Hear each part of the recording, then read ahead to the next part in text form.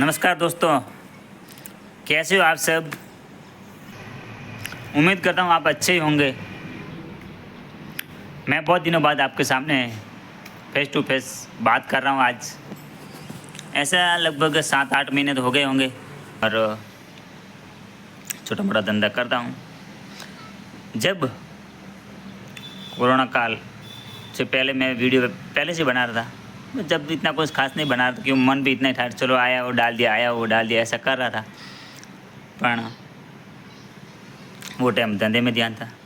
तो जब कोरोना काल आया 2019 में, तो वो टाइम में धंधा 2 महीने लगभग बंद रहा मेरा। तो उसमें थोड़ा धंधा किराने के था, तो शॉप बहुत सारे गिराकी उसमें टूट गई और जो दुकान में माल भी पड़ा था वो भी थोड़ा वेस्ट हो गया। किराना था, आखिर किराने में आपको मालूम ही है, कोई भी आइटम 2 महीने पड़ी रहेंगी, 2-2.5 महीने, तो वो तो ख़राब होने वाली है।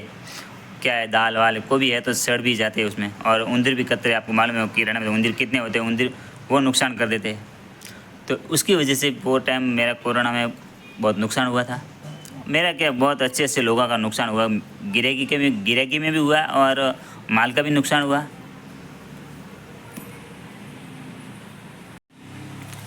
वो तो हुआ ही हुआ नुकसान, तो गिराकी का भी नुकसान हुआ 2-2.5 महीने बंद रहने से।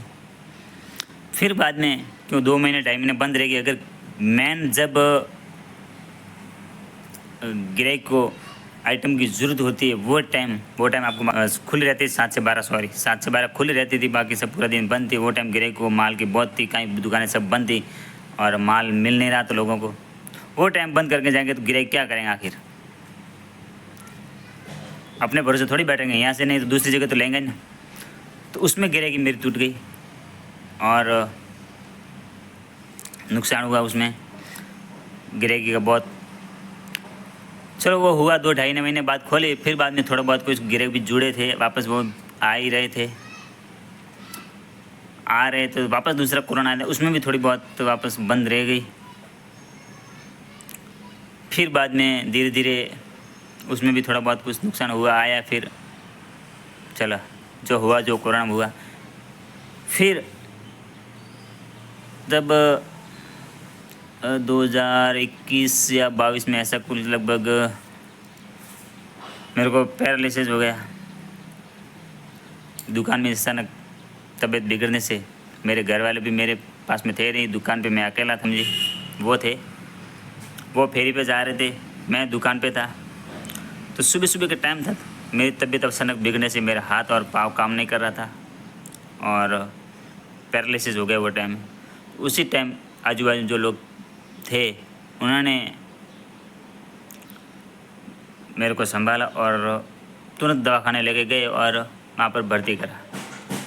तो घर पे भी किसको मालूम नहीं पड़ने दिया कि भाई कि हाँ इनको पैरालिसिस हो गया। मेरी मम्मी को समझो, मेरी मम्मी को मालूम नहीं पड़ा और मेरी वाइफ को तो मालूम पड़ गया था। उनको फ़ोन किया उन्होंने, तो किसने बता दिया कि भाई उनको तो ऐसा ऐसा हुआ। तो वो उनके पापा के वहाँ थी, तो वही दिन लगेज जब सुनते ही वो बस में बैठी और दूसरे दिन मेरे पास आ गई।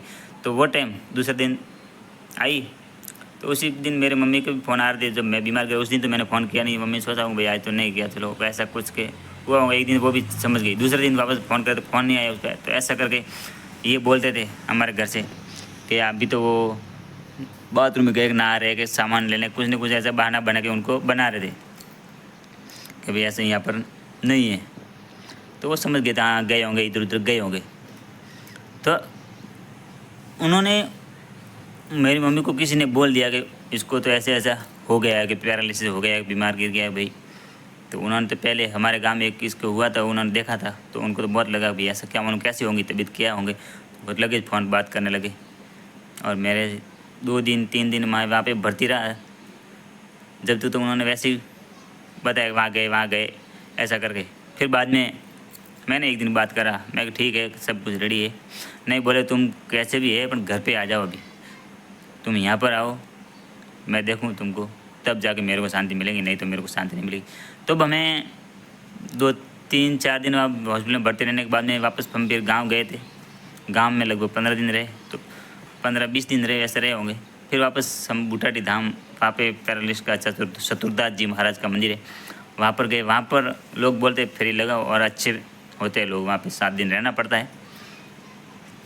तो वहाँ पर हम 7 दिन रुके और ठीक है, दवाई भी चल रही है, वो भी चल रहा है। वहाँ भी जाते हैं तो वहाँ फिर दिया साहब, लगभग महीना 1.5 महीने बाद में फिर वापस घर से हम वापस आए नवापुर। तो किसी ने बोल दिया कि नहीं, अभी तुम नवापुर में नहीं रहना, तुम्हारे लिए नवापुर लाभदायक नहीं है, और तुम्हारे ऐसा किसी ने समझो कुछ भी है, तुम नहीं रहना वहाँ पर, तुम दुकान वहाँ से बंद कर दो। तो धंधा भी कुछ खास नहीं चल रहा था, क्यों कोरोना काल में एकदम बिल्कुल नहीं के बराबर समझो तो हो गया था। तो फिर वहाँ से मैंने भी मन में ठान लिया कि नहीं, अभी अपने को नवापुर नहीं रहना है, राजस्थान जाना है, नवापुर नहीं रहना है, राजस्थान जाना है। ऐसा करके मैं समझा वापस अपन दूसरी जगह देखेंगे। ऐसा करके मैं वहाँ से बंद कर दिया दुकान और चला गया अहमदाबाद की तरफ। अहमदाबाद में देखा दुकान, वहाँ पर 2-3 महीने दुकान किया, पर कुछ खास वहाँ पर भी ऐसा रिस्पॉन्स नहीं मिला। तो वापस 2-3 महीने ही वापस मैं गया गांव लगभग 2 साल बैठा रहा, क्यों कुछ दिमाग काम नहीं कर रहा था। अभी करूँ तो कैसे करूँ, क्या नहीं करूँ।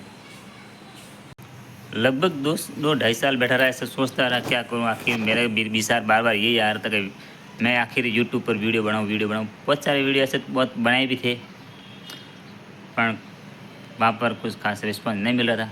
तो मैंने सोचा एक बार शैतान जी के साथ में जाता है, देवासी उनके साथ में हम रामदेवरा गए थे। तो आपने देखे भी होंगे वो वीडियो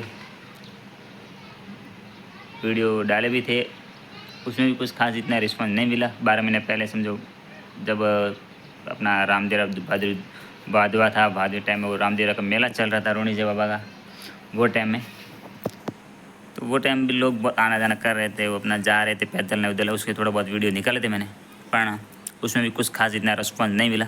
तो वो टाइम में शैतान जी ने बोला, तुम अकेले हो, ये वीडियो तुम्हारे से नहीं होगा, बहुत दूर जाना पड़ता है, बहुत मेहनत लगती है इसमें, आप वीडियो इतनी मेहनत नहीं कर सकते। मेहनत कर भी लेंगे आप, पर आप आखिर दवाई चल रही है आपकी, तो आप बार तकलीफ में गिरेंगे। और आप छोटी मोटी दुकान करके बैठो, बहुत उसमें अच्छा रहेगा। आप नहीं, यूट्यूब पर बहुत मेहनत करनी पड़ती है, जब जाकर सक्सेस हो गए। तो मैंने सोचा सही बात है, नहीं अपन से इतनी मेहनत नहीं होगी, क्यों वापस अपने को घर वाले भी इतने बाहर जाने नहीं देते, और उनके तो एक रात के एक दिन भी ऐसे इधर उधर जाए तो फ़ोन तो उनको हटने ही टाइम, और बिल्कुल कहाँ एक जगह पे कौन सी जगह गए ऐसा, तो वो जान ही नहीं देते। सब बात छोड़ो, बात बाहर ही नहीं जाने देते उनको। तो वो तो उनका बोलना है कि तुम कुछ भी करो, एक जगह बैठ के करो, और धंधा नहीं कर, नौकरी कर, पर एक जगह पर बैठ के करो, कहीं भी ये घूमना अपना काम नहीं करना तुम। क्यों बार तेरे को मालूम है तू बीमार गिर गया है, तेरे से दवाई चल रही है, तो ये तू नहीं कर सकता। तो मैंने भी सोचा सही बात है, अभी उनका भी बोलना चाहिए, तुम नहीं अपन ये बार क्यों दवाई लेने वाले, खाना कहीं व्यवस्थित मिलता, कहीं नहीं मिलता, खाने में भी थोड़ा बहुत परहेज रखना पड़ता है। इस कारण मैंने सोचा कि सब अपन वापस थोड़ा बहुत छोटा मोटा धंधा ही करेंगे, किराना का वो ही करेंगे। तो वापस मैं किराने की दुकान करा, पर वापस अभी बैठे थोड़ा दिमाग में आया, साला यूट्यूब पर मेरे को सक्सेस होना है, पर आखिर क्या करूं, कैसे करूं, आप लोगों का साथ नहीं मिल रहा है, तो सक्सेस कैसे हो।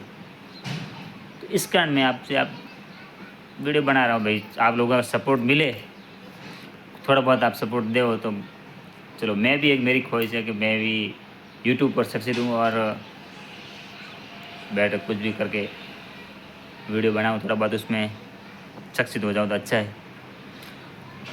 आप लोगों का सपोर्ट रहा अगर, तो मैं सक्सेस होऊंगा। और दोस्तों, ये बात तो सही है कि मेहनत तो लगती है, थोड़ा बहुत मेहनत करना है।